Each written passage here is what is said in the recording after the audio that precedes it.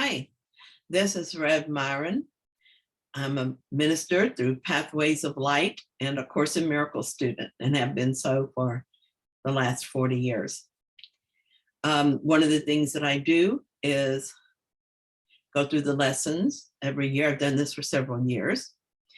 And this time when I go through them, I just ask Jesus to clarify what I'm reading and to help me to see it in however way he wants me to this year.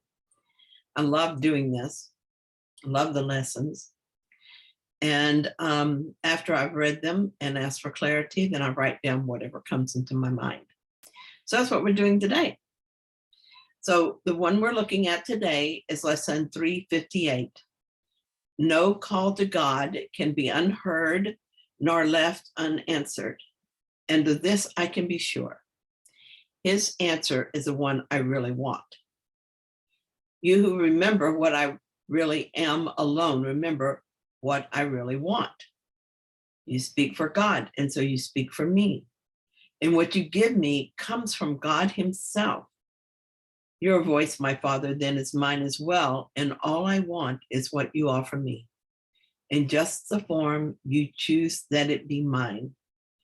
Let me remember all I do not know, and let my voice be still, remembering. But let me not forget your love and care, keeping your promise to your Son in my awareness always. Let me not forget myself is nothing, but my true self is all. We're studying this course and haven't gotten this far in the lessons, but we have called to God. This is our time. We have made choices that brought us to this place on our journey. We are ready to awaken. We still likely have a way to go as we forgive all beliefs that obscure our true self from our awareness. However, it is just a matter of time now. We do truly want his answer, even as we resist it. The desire for the answer will bring it to us. We can trust that this is true, but we must also do our part. During my long journey, I've had many ups and downs. I would experience a miracle of a healed mind, and then I would find myself lost in another ego story. For a long time, when this would happen, I would be upset. I would feel guilty and afraid I couldn't do this. But in spite of my fear, I would continue the practice. Finally, I began to understand that just as the miracle was perfect, so was the next error in thinking.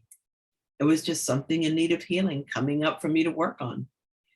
This is what I came for, so how could there be anything wrong with it? Sentence 7 points to the ultimate goal. We think we are this self we so closely identify within this story. For all of my life, I thought I was Myron, and for most of my life, I've worked diligently to make a better Myron. When my spiritual aspiration became strong, I even thought that I was making Myron more spiritual. The joke was on me because there is no Myron. She is just a collection of ego beliefs specific to this story. My spiritual path has actually been moving me toward letting her go so that I could embrace the self that I am, the true self. This was scary at first, to even think about letting go of the self I call Myron. Who would I be? For a time, I comforted myself with the idea that I could still exist as spirit. But in my mind, that meant there would still be a self. It would be a self without a body, but still a self as spirit with other spirits. I retained a hope of separate self, independent of others. I didn't tell myself this, but now I recognize that it was true. What I long for now is to know myself, my true self, as one with all that is. That is, to know myself as part of creation, in which there is no separation. I don't have a clear picture of this, but I still want it. I find that I still think of myself in terms of duality, but I also know that I'm moving toward non-duality. It's true that I don't have a reference point for that, but I am willing to step out into the unknown. What does it feel like to not have a personal self? I don't remember. However, I'm ready to remember. Others have gone before me and have done it and have rejoiced in it. So here I am, God. So thank you so much for being here with me today, watching my video. And if you enjoyed it, then please